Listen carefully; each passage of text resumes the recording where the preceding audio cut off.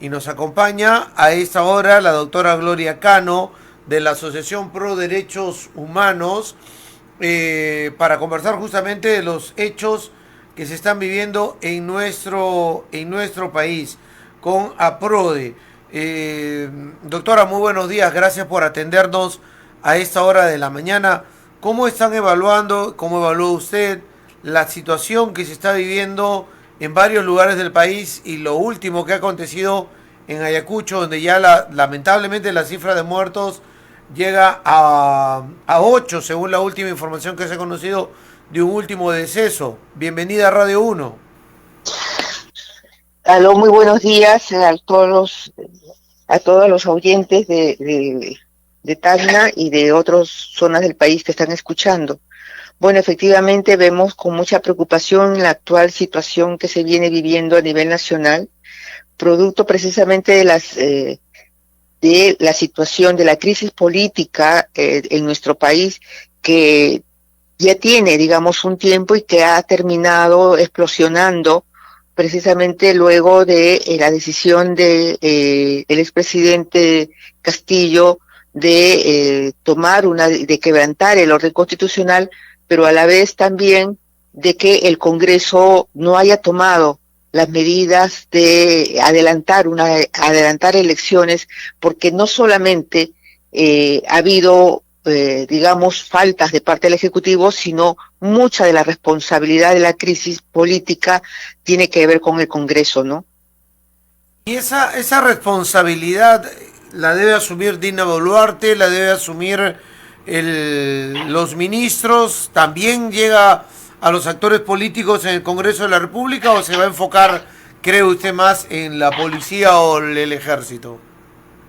De la responsabilidad de la crisis en general tiene que ver también con el Congreso, o sea, el Congreso ha estado siempre de espaldas a la población y ahora incluso con la crisis estallada ya a nivel nacional se niegan todavía a discutir, a debatir profundamente sobre lo que significa el adelanto de elecciones. Lo que la gente quiere es que no les reconocen una legitimidad al Congreso y piden que se vayan. Y ellos están haciendo, como se dice, están haciendo la larga, precisamente para no tener que discutir el asunto. Y eso es lo que exige la población. Sobre los hechos que han ocurrido en estos días, tanto las muertes en Apurímac, en Ayacucho, como en Arequipa, son muertes que nos duelen a todos, que deberían dolernos a todos.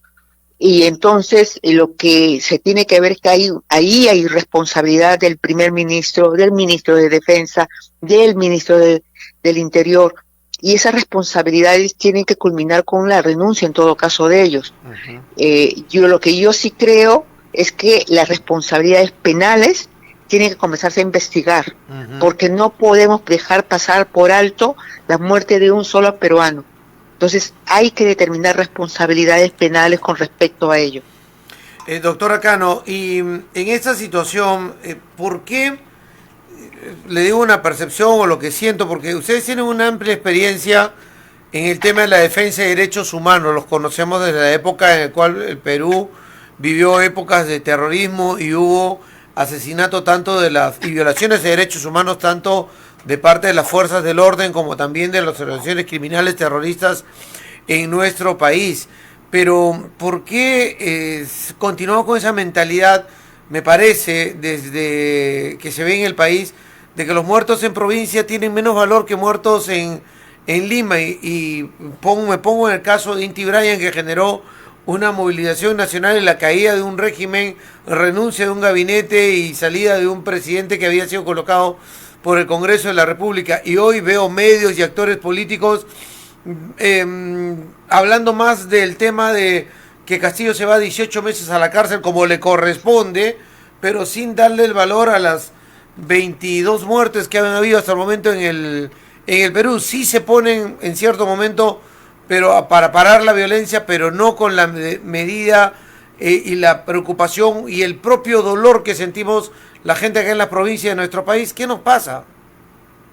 Lamentablemente, lo que tú has señalado es cierto. Yo esta mañana al prender la televisión pensé que una de las principales noticias en los medios de comunicación iba a ser precisamente el hecho de que haya habido tantos fallecidos producto de las armas de fuego que fueron utilizadas en la represión el día de ayer en Ayacucho.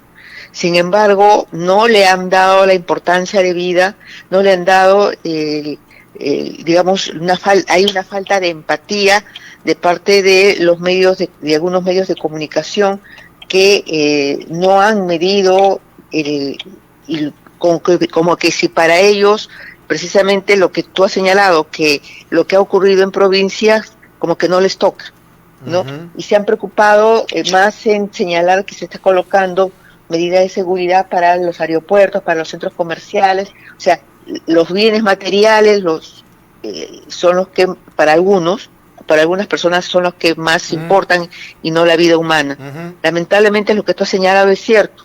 Hay algunos medios que no le han dado o que le han restado importancia a lo ocurrido ayer en Ayacucho. Claro, pero esos medios responden a ciertos intereses empresariales y políticos también, ¿no? Y recuerdo Inti Bryan que casi entrevistan un cajero automático mientras había muertos en otros lugares. Y ahora, si bien es importante, hay bloqueo, hay desabastecimiento, hay ataques a aeropuertos que nadie va a avalar, pero hay muertos. Efectivamente, el Estado tiene que responder y tiene que garantizarles no solamente a las personas la vida y la integridad, sino también poder desarrollarse con tranquilidad. Pero ante una protesta tiene que establecer los diálogos, tiene que dialogar. Hasta ahora, a pesar del anuncio de la presidenta de que sus ministros iban a ir a provincias a dialogar con los protestantes, no lo han hecho. Entonces quiere decir que no le está prestando el interés necesario a los reclamos precisamente de la población. Entonces no basta lamentarse, hay que actuar.